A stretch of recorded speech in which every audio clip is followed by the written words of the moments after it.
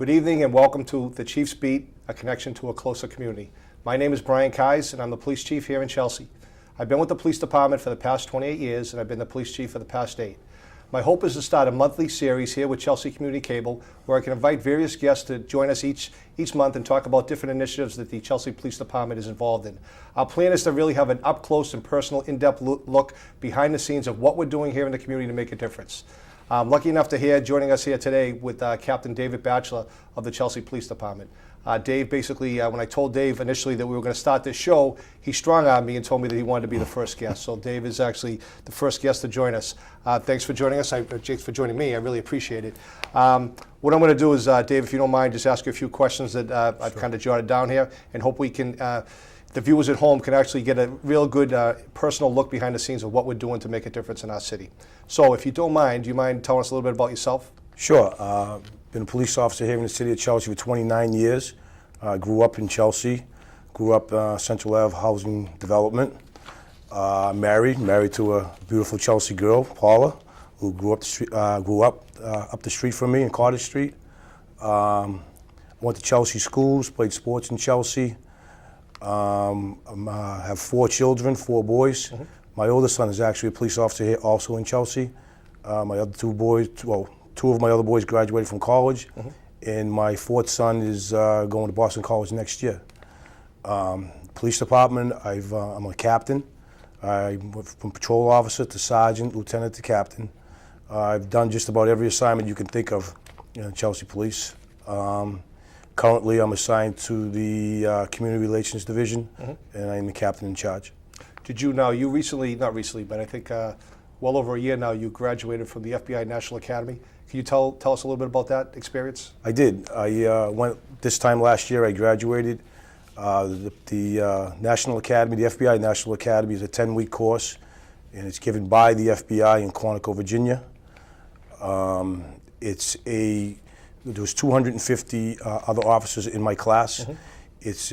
There's officers from all around the country, all around the world, actually, that go to this. It's sponsored by the University of Virginia. You actually take 5 classes while you're there. So yeah, and you get to meet, police officers from all around the world. And the experience was outstanding. And most of the learning comes from just being with other officers from networking and so forth. Yeah, the networking was fabulous, and just to see how other officers in different countries are doing things was valuable. That's great. Well, you mentioned your current assignment. You're the commander of the Community Services Division. Can you explain to the viewers at home what that division is all about? So, the Community Services Division originally was split up traffic, student resource officers at the schools, and we had 1 community relations officer. So what I did when I took over is that I tried, with everything that's going around the country with policing, we want to create as many partnerships as possible, mm-hmm. with the community. So I expanded it, and I have every officer in our unit doing as many community service duties as possible. Mm-hmm. We try to run, any type of an event we can do with the community. We try to do 1 or 2 every single month. Mm-hmm. To just build relationships with the community. So I have 5 to 7 officers that do that in addition to their regular duties, which could be traffic, or they could be working in the schools and so forth. Can you give an example of an event that when you partner with the community, something you do? Yeah, one of the biggest things we do is National Night Out. Mm-hmm. It's in August. It's usually the first Tuesday of August, and it's a national event throughout the country. Whatever police department wants to run this event, they can. And we do it at Mary O'Malley Park up in Admirals Hill. Mm-hmm. And basically what it is, it's an event, it's a festival of, we bring as many police officers as possible up there to meet residents of the community. We have restaurants and sub shops and other community organizations that take part in it. They'll set up tables, they'll serve food. We have small rides for the children. We have a DJ up there. And it's a nice community event where everybody comes together and people get to know the police as not only police officers in uniforms, but by your first name. First name basis. So it works out well. Excellent, excellent. Okay. In terms of, like, in your career, like you mentioned at the outset, you've held certainly various ranks, sergeant, lieutenant, captain, and have had multiple assignments.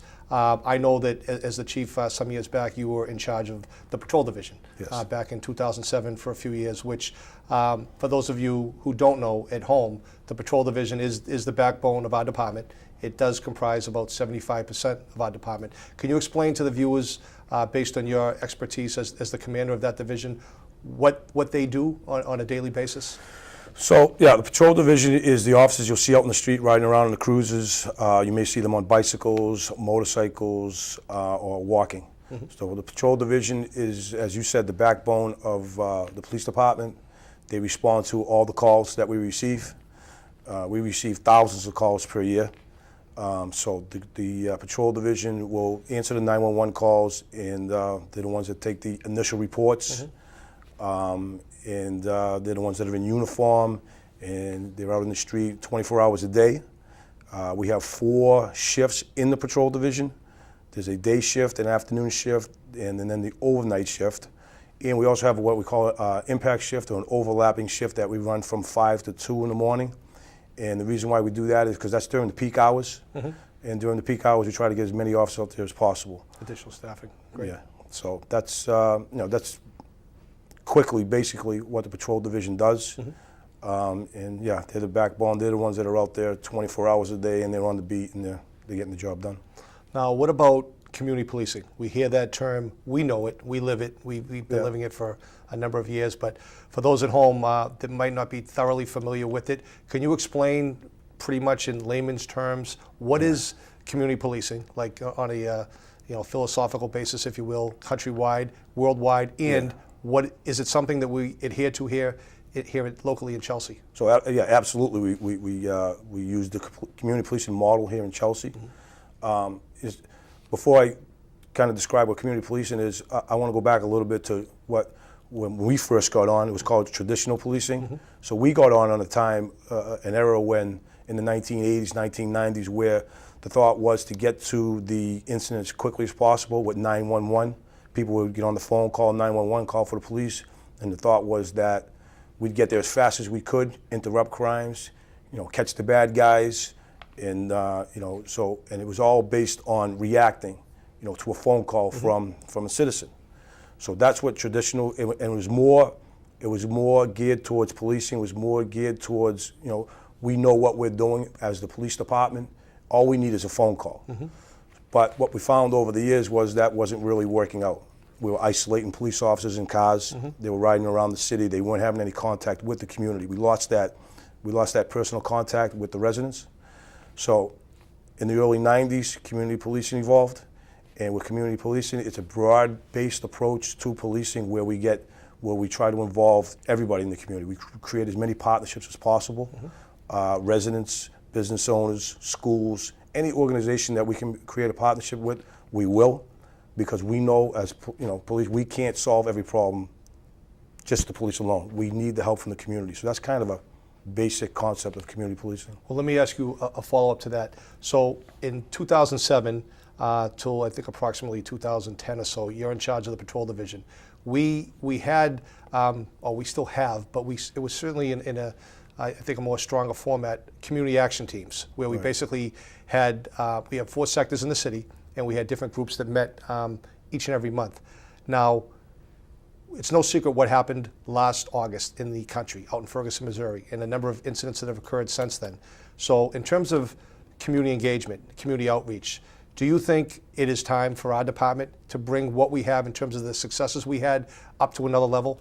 And in terms of going back to the community action teams and getting buy-in and getting input from our residents and our community members, do you think it's time for actually to bring that to another level? And if so, what should we do? Well, certainly, as I've already said, anything that we can do to interact with the community is the best approach we could have. Mm-hmm. In the past, as you were saying, in the past we had what we called sector meetings. There's 4 sectors in the city, mm-hmm. just 1, 2, 3, 4, pretty basic. And we would meet, each sector would meet once a month. I think it was Tuesday nights. We would go to a different sector and we would have a community meeting. We got away from it a little bit, We absolutely want to get back to it. And I think the best way to approach it is to have a civilian outreach specialist, because you can see what's going on in the rest of the country. We don't want it just to be a police initiative. We want the citizens involved. So I think we can bridge that with having a community outreach specialist working with the police in the community at these community meetings, so it isn't us going there controlling it. We need as much input from the community as possible. So that's the kind of the thing that we need to get going again. Well, let me, as a follow-up to that then, if we were to, if we could organize that in such a way in terms of our organizational structure and have a community engagement specialist, and you and I have been involved in a separate project, and I'm wondering if this might be the perfect marriage in terms of the Hub program, Right. the Chelsea Hub. Maybe for our viewers at home, this is something new, even for our members of our department. We just had a staff meeting and we talked about it, but do you want to explain a little bit what you talked about earlier today? Yeah, so the new program is called, it's Hub and Core. So the Hub is basically, it's a community roundtable of different agencies. It's the police department, the schools, mental health, hospitals, probation, courts. There's probably 10 to 15 different community members, different organizations involved in this. What we're trying to do, this is all about prevention. We're trying to prevent people from, we spend so much time addressing issues after the fact when people are already in trouble. Correct. What we want to try and do is prevent them from getting in trouble, prevent them from getting sick, prevent them from drug abuse or alcohol abuse or whatever the issue is. So this new Hub program was started in Canada. Chelsea and Springfield PD are the first two police departments in this country that are starting this new program. So it's a roundtable. It's a community-based approach to solving problems or helping people get the services they need before they, as what we learned in the training, before they go downstream. We're trying to catch them upstream before they get downstream. So it's a new program. It's a new concept. But how often would you meet as a group? Well, the training we received, it was twice a week, Tuesdays and Thursdays. You talk about specific individuals, if they're at an elevated risk of being harmed or doing harm to themselves. Not an emergency situation. If it's an emergency situation, we're going to go right in and try and help the person. But it's a little lower than that. They're at an elevated risk. So we meet Tuesdays and Thursdays. So if we talk about something on a Tuesday, we can address it early, 2 days later on a Thursday. We don't want to have to wait a whole week to address the problem because something negative happened during that time. Excellent. Okay. Switching gears a little bit, one of the things that we do in the city of Chelsea, and you could explain for our viewers if you would, we used to call, when we come on the job in the 80s, as you mentioned, and we were, although we didn't have, there weren't too many of these assignments, the park and walks, directed patrols, we've kind of retermed them to impact patrols, improved methods of patrolling area crime trends, as the acronym goes. I'm glad you said that because I could never remember that. That we basically invented in our own backyard here. But can you explain, what impact patrols, what are they? What do we do with those? So an impact patrol is, we place officers in the areas based on information analysis. We have a crime analysis unit that takes all the information in. And we figure out where crimes are happening or where problems are occurring, day of the week, time of the day.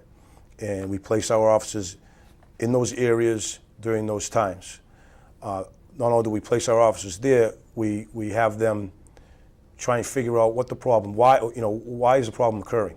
Okay, we're going to put you at a certain location, but we need you to find out why the problem's occurring, and find out the causes of the crime or whatever the issue is, and then let's figure out how to solve it. Let's figure out how to get rid of it, and then we'll do that. And then after that, what we'll do, we'll assess it. We'll say, okay, did we do a good job? Did we solve this problem? Did we eliminate the problem? So rather than just react there and go there 10, 15, 20 times like we used to do in the past, and not try and solve the issue, we've gone to the impact patrols. Okay, great. Something, you've answered all my questions. I think this was a very productive segment for our viewers at home. Did you have anything else that you wanted to offer? Actually, something, I just thought of something. You and I had spoke earlier at a different meeting.